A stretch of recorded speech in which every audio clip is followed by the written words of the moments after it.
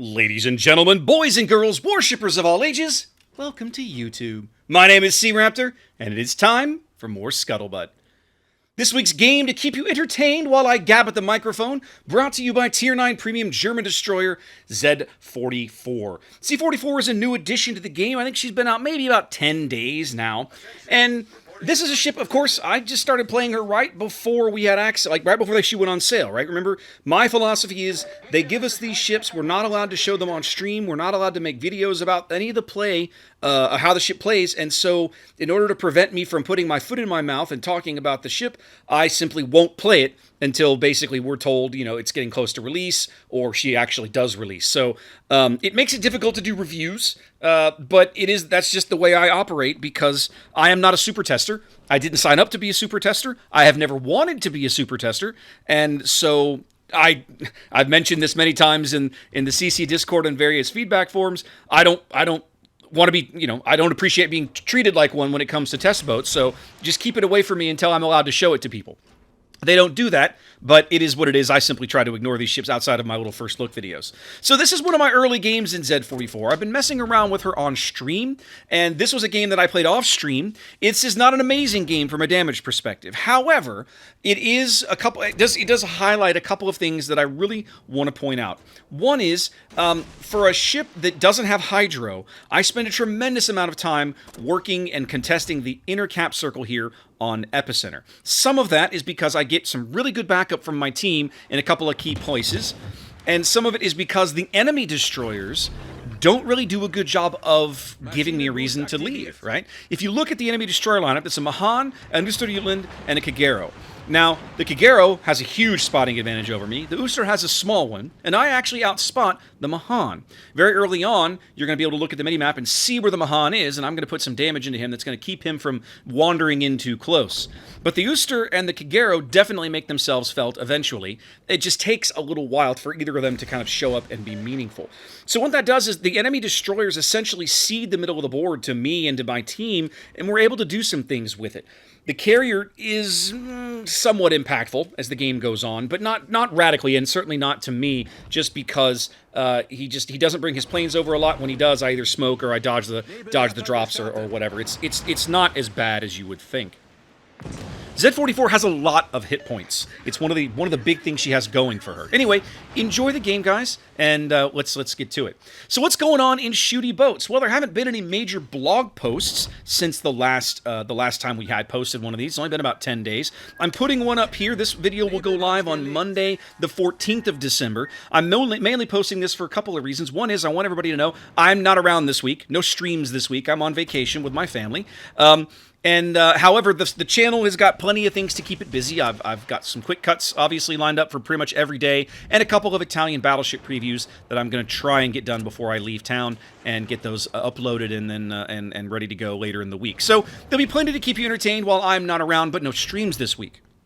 However, I will be back in town on Sunday, December 20th, and I will be participating in the big charity stream organized by EU community contributor TC Freer, and that's been going. By the time I showed up, that'll been going on for like 2 or 3 days. What the deal is the way it starts is on Friday, the 18th of December. The official World of Warships channel will start off with I believe it's a 24-hour stream. It might be a 12-hour stream, but they're going to be doing a fundraiser for Save the Children.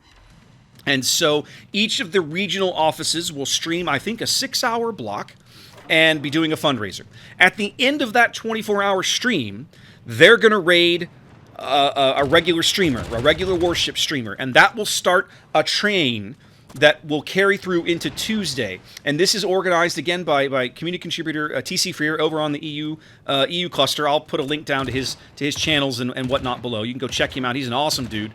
But basically, that stream will then run for like 3 more days in like 3.5 or 4 hour chunks as it bounces from streamer to streamer to streamer to streamer. Myself, I think Lord Zath, and quite a number of other NA streamers, some CCs, some not, have all signed up to participate in this. And anyway, my block will be Sunday night, December 20th here on NA. I think it's 8 p.m. Central. That sounds right. I'd have to check the time.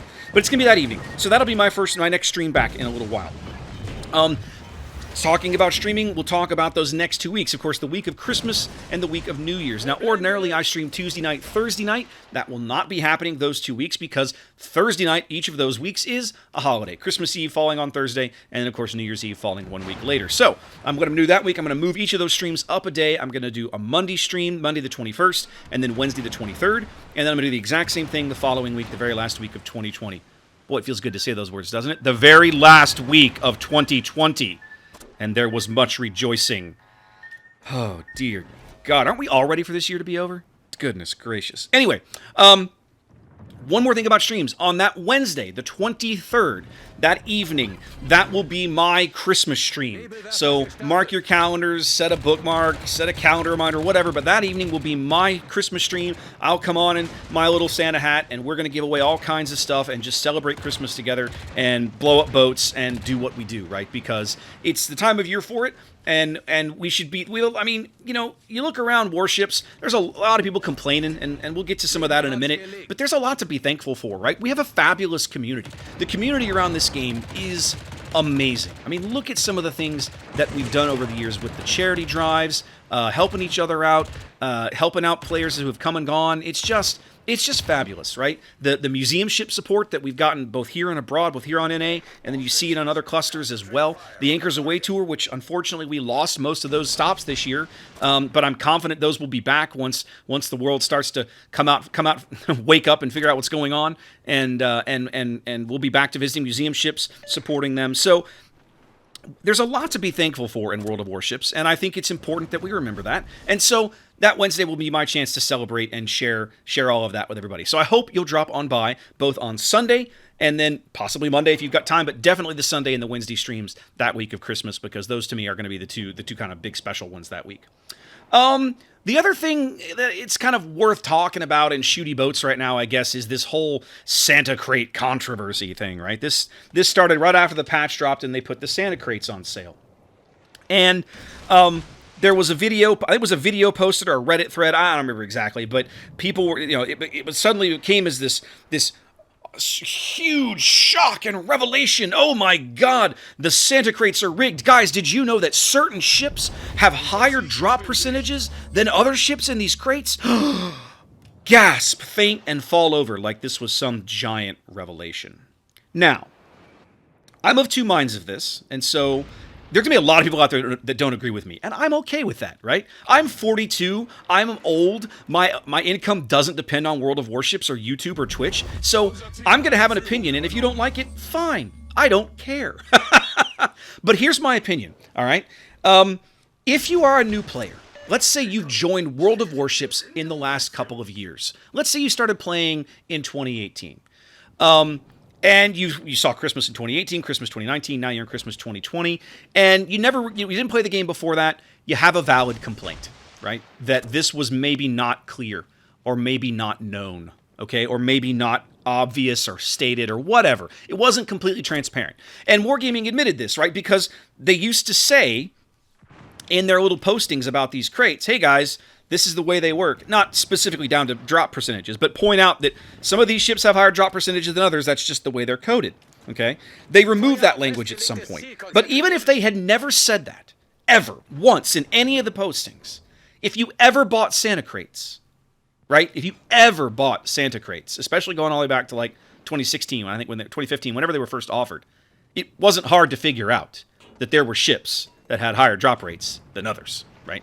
So they started off telling everybody this for the first few years, and then eventually they just dropped that language out. That's their mistake. That's wrong, and they've since come back and apologized, and okay, guys, look, if you feel cheated, we'll give you your money back and everything. And so good for them, right? Good for them. So if you're a newish player, I could see why you might be upset, you might feel a little cheated, you might want your money back. Hey, you do you, man. Go for it. However, if you're a veteran player, like me, if you've been playing this game since open beta, closed beta, the first year, the first 2 years. If you've been playing this game since like 2016, or first half, back half of 2017, and you're outraged about this, I got bad news for you. You haven't been paying attention, right? Because this is not a shock to anybody who's bought this stuff, right? I bought Santa crates in 2017. Do you guys? I own a Krasny Krim. Do you really think that I would have spent real money to buy a Krasny Krim out of the premium shop ever? No, I wasn't a CC back in 2017 when Krasny Krim released. I think it was 2017, right? But I sure as hell got one in that Christmas, one of those Christmas crates I opened that year. Why?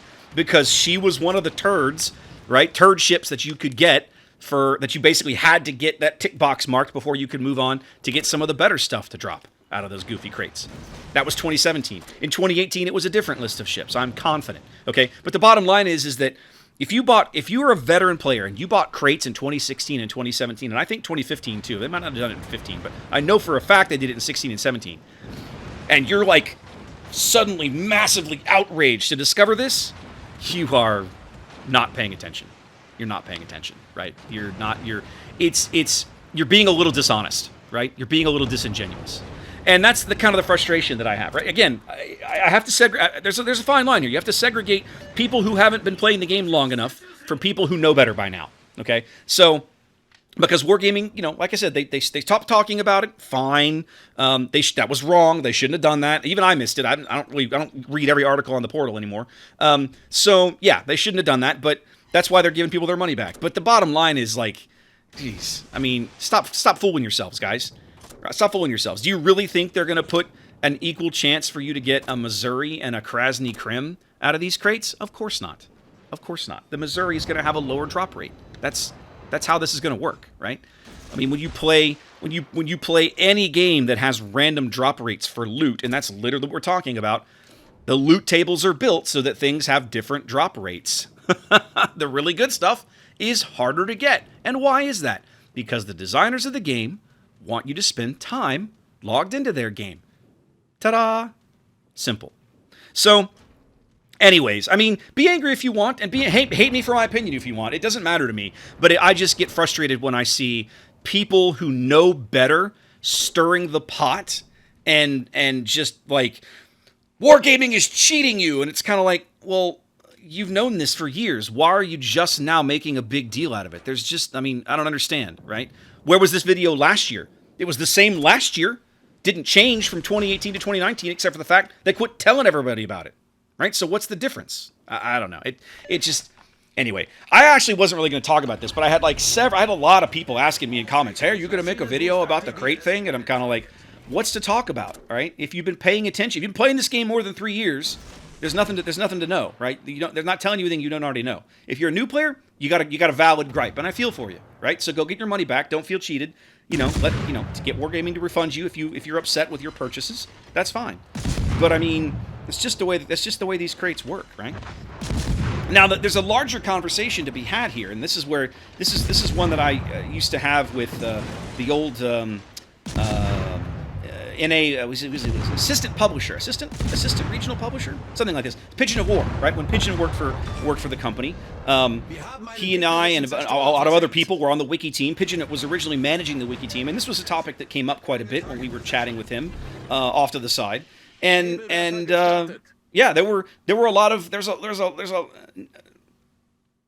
I don't want to spoil everything because a lot of those conversations were had in private. But there's a lot of heated discussion on both sides, let's say, of this topic, and it was interesting to kind of see Wargaming going down this path, and then see how their crates are designed differently from some of the others, right? In the sense, some of the other games out there, in the sense that you're going to get something of value. You have to decide for yourself whether it's worth what you're paying. They're telling you what's on the loot table. You have to decide whether or not you're willing to pay, the $1, $3, $5 or whatever for that pull with the one-armed bandit, right? Because that's what this is a slot machine, guys. These are slot machines. You're putting a $5 bill in and pulling the arm on the slot machine and hoping it comes up aces, right? That's what you're hoping for. The trick is this slot machine is programmed to give you certain results first. That's just the way it is. And again, if you've been playing the game a while, that shouldn't shock you, right? So don't spend money on these crates thinking you're going to get a Missouri after spending $5, right, or whatever. That's not going to happen, right? You have a chance.